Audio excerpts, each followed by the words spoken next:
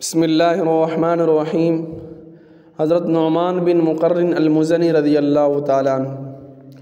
تو آج ہم بات کرتے ہیں حضرت نعمان بن مقرن المزنی رضی اللہ تعالیٰ عنہ کے متعلق کہ انہوں نے اللہ اور اس کے رسول کے خاطر کس قدر مشقتیں برداشت کی اور اللہ اور اس کے رسول کے لیے اپنے جان مال کی قربانیاں دیں۔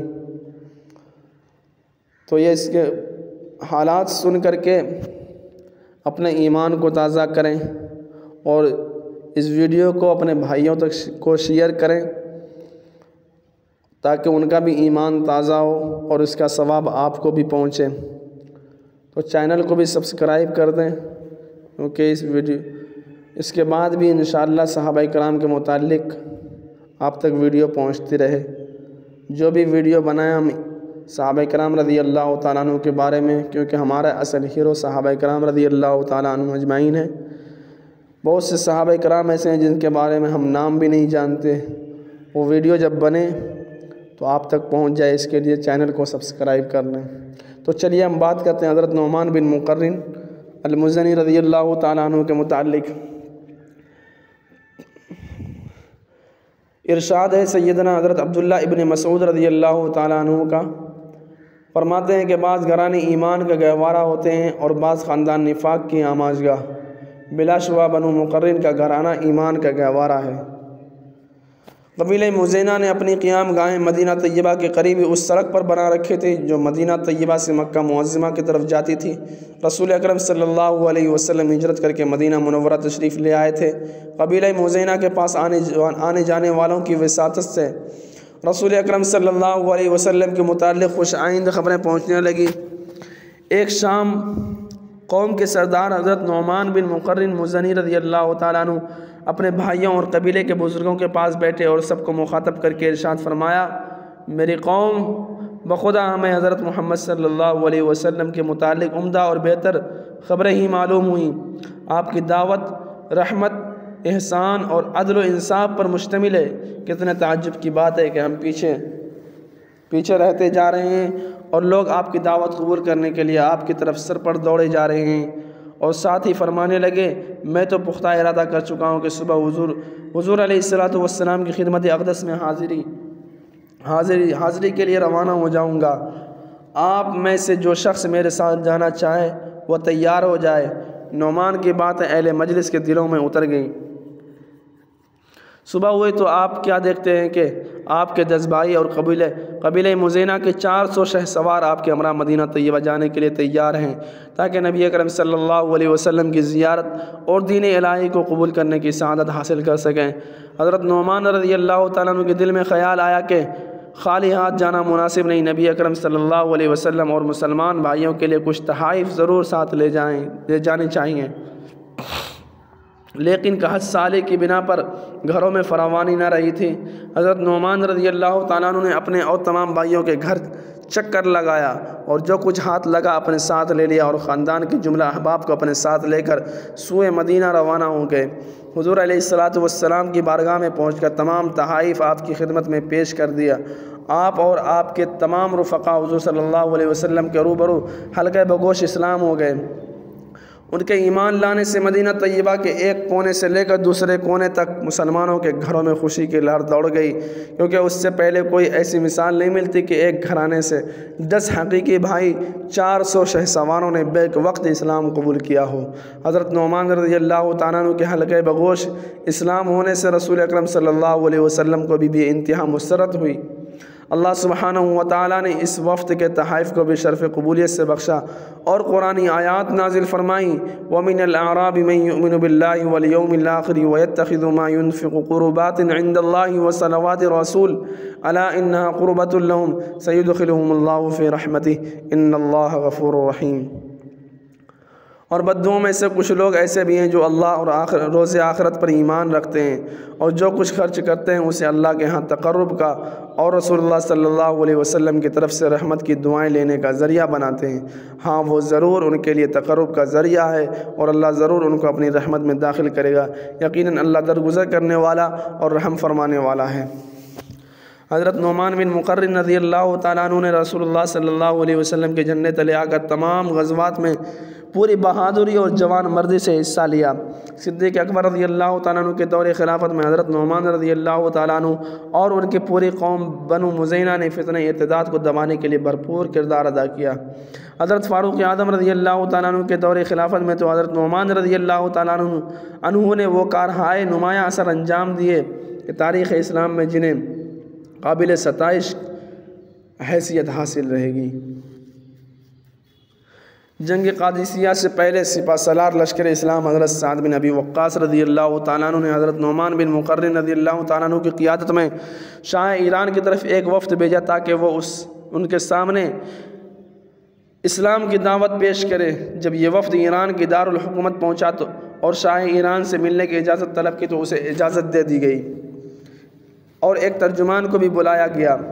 شاہ ایران نے ترجمان کو حکم دیا، ان سے پوچھو کہ یہاں کیوں آئے ہو، ہم سے کیوں کو جنگ کرنا چاہتے ہو؟ تمہیں کسی لالچ نے گھیر رکھا ہے یا ہماری بے پرواہی کی بنا پر تمہیں یہ جرأت ہوئی؟ یہ بات سن کر حضرت نعمان بن مقرن رضی اللہ تعالیٰ عنہ نے اپنے ساتھیوں سے مخاطب ہو کر ارشاد فرمایا، شاہ ایران کی بات کا جواب میں دوں یا تم میں سے کوئی جواب دینے کا ارادہ رکھتا ہے؟ سب نے کہا آپ ہی اس سے بات کیجئے۔ پھر سب نے یک زبان ہو کر شاہ ایران سے کہا یہی ہمارا ترجمانی کریں گے، ان کی باتیں ذرا غور سے سنو۔ حضرت نعمان رضی اللہ تعالیٰ عنہ نے حمد و صلوات کے بعد ارشاد فرمایا، اللہ سبحانہ و تعالیٰ نے ہم پر بہت بڑا کرم کیا کہ ہماری طرف اپنا رسول بھیجا جو ہمیں نیکی کا حکم دیتا ہے اور ہر قسم کے شر سے باز رہنے کی تلقین کرتا ہے، اور انہوں نے ہم سے یہ وعدہ کیا ہے کہ اگر ہم ان کی دعوت قبول کر لیتے ہیں تو اللہ تعالیٰ دنیا و آخرت کی بھلائی سے سرفراز فرمائے گا۔ تھوڑے ہی عرصے میں اللہ تعالیٰ نے ہماری تنگی کو فراخی میں، ہماری ذلت کو عزت میں، ہماری عداوت کو اخوت میں بدل دیا۔ انہوں نے ہمیں یہ حکم دیا ہے کہ ہم لوگوں کو اس خیر و برکت کی طرف دعوت دیں اور اپنے ہمسایوں سے اس کا آغاز کریں۔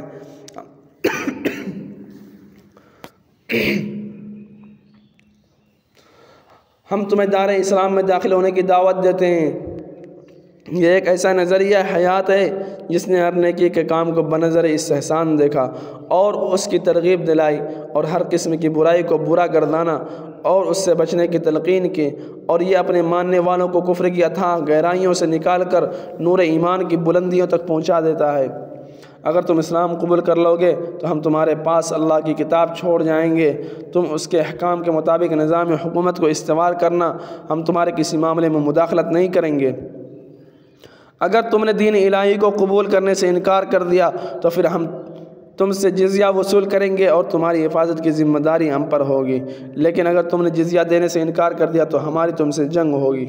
شاہ ایران حضرت نعمان رضی اللہ تعالیٰ کی یہ باتیں سن کر مشتعل ہو گیا اور کہنے لگا، میری نظر میں روئے زمین پر تم سے زیادہ بدبخت، پراگندہ حال و کمتر کوئی اور قوم نہ ہوگی۔ ہم تمہارا معاملہ سرحدی حکمرانوں کے سپرد کر دیں گے، وہ تمہیں ہمارا موتی بنائیں گے۔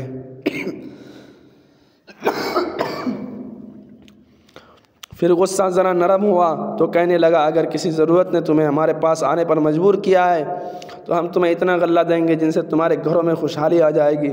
اس کے علاوہ تمہیں اور تمہارے سرداروں کو عمدہ لباس بھی مہیا کریں گے، اور اپنی طرف سے تم پر ایک ایسا حکمران بھی مقرر کریں گے جو تمہارے ساتھ حسن سلوک سے پیش آئے گا۔ یہ باتیں سن کر وفد کے ایک رکن نے شاہ ایران کو خوب سنائی، جس سے ان کے غصے کی آگ پھر بھڑک اٹھی اور غضبناک انداز میں کہنے لگا، اگر قاصدوں کے تحفظ کا بین الاقوامی معاہدہ نہ ہوتا تو آج میں تمہیں قتل کر دیتا۔ میری آنکھوں سے دور ہو جاؤ، میرے پاس تمہارے لیے کچھ نہیں ہے۔ اپنے سالار کو جا کر بتا دینا کہ میں تمہاری طرف رستم کو بھیجوں گا، وہ تمہارے سردار اور تمہیں ایک ساتھ قادسیہ کی خندق میں دفن کر دے گا۔ پھر اس نے مٹی کا ایک تھیلا منگوایا اور اپنے کارندوں کو حکم دیا کہ یہ تھیلا ان میں سے اس شخص کے سر پر رکھنا جو زیادہ معزز سمجھا جاتا ہے، اور تمام لوگوں کے سامنے اسے ہانک کر دارالحکومت سے نکال دو۔ درباریوں نے وفد سے پوچھا، تم میں سب سے زیادہ معزز کون ہے؟ تو حضرت عاصم بن عمر آگے بڑھے اور فرمایا، یہ حضرت عمر کے بیٹے تھے، فرمایا کہ میں ہوں۔ تو انہوں نے اس پر مٹی کا تھیلا لاد دیا اور وہ اسی حالت میں دارالحکومت مدائن سے نکلے۔ شہر سے باہر آ کر وہ مٹی کا تھیلا انہوں نے اپنی اونٹنی پر لاد لیا اور اسے حضرت سعد بن ابی وقاص رضی اللہ تعالیٰ عنہ کے پاس لے آئے اور یہ خوشخبری دی کہ اللہ تعالیٰ نے مسلمانوں کے لیے ایران کو فتح کر دے گا اور انہیں سرزمین فارس کا مالک بنا دے گا۔ کچھ عرصے بعد جنگ قادسیہ کا واقعہ پیش آیا اور قادسیہ کی خندق ہزاروں لاشوں سے بھر گئی، لیکن یہ لاشیں مسلمانوں کی نہیں تھیں بلکہ یہ ایرانی لشکر کی تھیں۔ ایرانیوں نے قادسیہ کی شکست سے حوصلہ نہ ہارا بلکہ اثر 9 افراد کو جمع کیا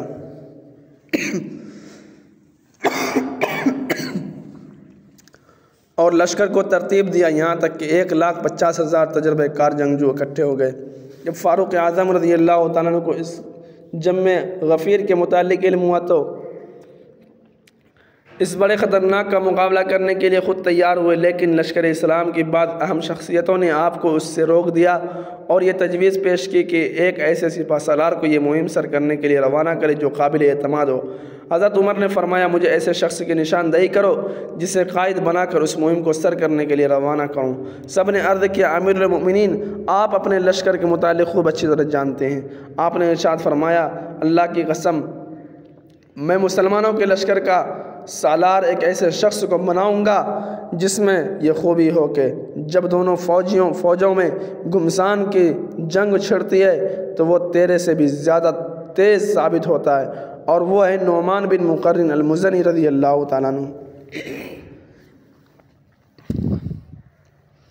سب نے کہا، واقعی وہ اس منصب کے لائق ہیں۔ تو حضرت عمر رضی اللہ تعالیٰ عنہ ان کی طرف یہ خط لکھا۔ عمر بن خطاب رضی اللہ تعالیٰ عنہ کی جانب سے نعمان بن مقرن رضی اللہ تعالیٰ عنہ کی طرف، بعد التسلیمات مجھے یہ اطلاع ملی ہے کہ ایرانیوں نے نہاوند شہر میں کثیر تعداد میں فوج جمع کر لی ہے۔ جب آپ کو میرا یہ خط ملے، اللہ کا نام لے کر اور اس کو شامل حال سمجھتے ہوئے دشمن کے مقابلے کے لیے روانہ ہو جائیں۔ یاد رکھنا، ایک مسلمان میرے نزدیک 1,00,000 دینار سے زیادہ قیمتی اور محبوب ہے۔ والسلام۔ حضرت نعمان رضی اللہ تعالیٰ عنہ نے دشمن سے مقابلے کے لیے اپنے لشکر کو تیار کیا اور تجربہ کار شہسوار صورتحال معلوم کرنے کے لیے روانہ کیے۔ جب یہ شہسوار نہاوند شہر کے قریب پہنچے تو ان کے گھوڑے اچانک رک گئے۔ شہسواروں نے انہیں دوڑانے کی کوشش کی لیکن وہ اسی جگہ جمے رہے، ایک قدم بھی آگے نہ بڑھے۔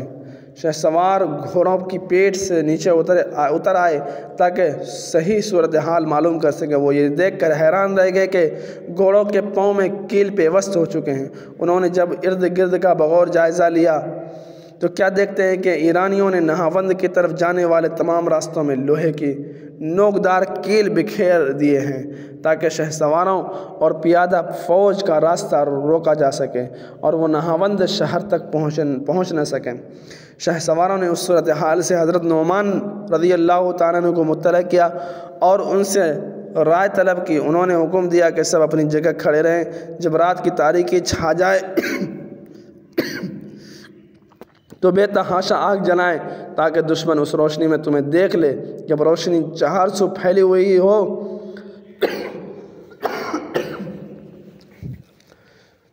تو خوف و ہراس اور ہزیمت و پسپائی کا مظاہرہ کریں، اس سے دشمن فوج کے دل میں تمہارے پاس پہنچنے کی شدید دلی خواہش پیدا ہوگی، جس کی تکمیل کے لیے وہ از خود راستوں میں بکھرے ہوئے کانٹے اور کیل چننے پر مجبور ہوں گے۔ اس طرح تمہارے تمام راستے صاف ہو جائیں گے۔ ایرانیوں کے خلاف یہ تدبیر کارگر ثابت ہوئی۔ جب انہوں نے آگ کے الاؤ کی روشنی میں دیکھا کہ مسلمان لشکر پسپا ہو کر بھاگنا چاہتا ہے تو انہوں نے جلدی سے اپنے کارندے بھیج کر تمام راستے صاف کروا دیے۔ جب راستے صاف ہو گئے تو مسلمانوں نے ایک دم پیچھے مڑ کر اچانک دشمن پر زوردار حملہ کر دیا۔ حضرت نعمان بن مقرن نے اپنے لشکر کے ساتھ نہاوند شہر کے بالائی جانب پڑاؤ ڈال دیا اور دشمن پر حملہ کرنے کے لیے منصوبہ بندی کیے۔ آپ نے لشکر کو مخاطب کرتے ہوئے فرمایا، میں 3 مرتبہ نعرہ تکبیر بلند کروں گا۔ جب پہلی مرتبہ نعرہ تکبیر کروں گا تو سب لوگ چوکس ہو جائیں۔ جب دوسری مرتبہ نعرہ تکبیر کہوں تو اپنے ہتھیار سنبھال لیں، اور جب تیسری مرتبہ نعرہ تکبیر کہوں تو میرے ساتھ مل کر دشمن پر زوردار حملہ کر دیں۔ حضرت نعمان بن مقرن رضی اللہ تعالیٰ عنہ 3 دفعہ اللہ اکبر کہا اور شیر کی دلیری کے ساتھ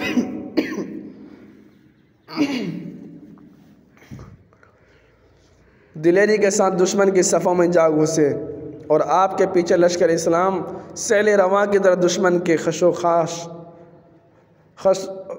و خاشاک کو بہاتا ہوا مسلسل آگے بڑھنے لگا، اور دونوں فوجیوں کے درمیان ایسا گمسان کا رن پڑا کہ جنگی تاریخ میں کمی کسی ایسی لڑائی کی مثال ملتی ہوگی۔ ایرانی فوج گاجر مولی کی طرح کٹنے لگی، لاشوں کے انبار لگ گئے، میدان اور پہاڑ جس طرف نگاہ اٹھتی لاشوں کے کشتوں کے پشتے لگے ہوئے تھے، گزرگاہوں اور راستوں میں خون پانی کی طرح بہہ رہا تھا۔ اسی عالم میں سپہ سالار حضرت نعمان بن مقرن رضی اللہ تعالیٰ عنہ کا گھوڑا پھسلا اور گرتے ہی دم توڑ گیا۔ حضرت نعمان رضی اللہ تعالیٰ عنہ بھی گرتے ہی شہید ہو گئے۔ فوراً آپ کے بھائی نے آگے بڑھ کر جھنڈا اپنے ہاتھ میں تھام لیا اور آپ کے جسد خاکی پر اپنی چادر ڈال دی تاکہ آپ کی شہادت کی خبر مسلمان فوج کو نہ ہونے پائے۔ جب لشکر اسلام کو ایسی مکمل فتح نصیب ہوئی جسے فتح مبین کا نام دیا گیا، تو فتح یاب لشکر نے اپنے قائد کے متعلق دریافت کیا کہ وہ کہاں ہیں۔ ان کے بھائی نے ان کے جسد خاکی سے چادر اٹھائی اور فرمایا، یہ ہیں آپ کے امیر۔ بلا شبہ فتح سے ان کی آنکھیں ٹھنڈی ہو چکی ہیں، اللہ سبحانہ و تعالیٰ نے انہیں شہادت کا عظیم مرتبہ بھی نصیب فرما دیا۔ حضرت نعمان بن مقرن رضی اللہ تعالیٰ عنہ کے مفصل حالات درج ذیل کتابوں میں موجود ہے، انشاءاللہ تفصیل کے ساتھ بھی سنایا جائے گا۔ آپ چینل کو سبسکرائب کر دیں، لائک کمنٹ اور اس کو شیئر بھی کر دیں۔ آخر دعوانا الحمدللہ رب العالمین۔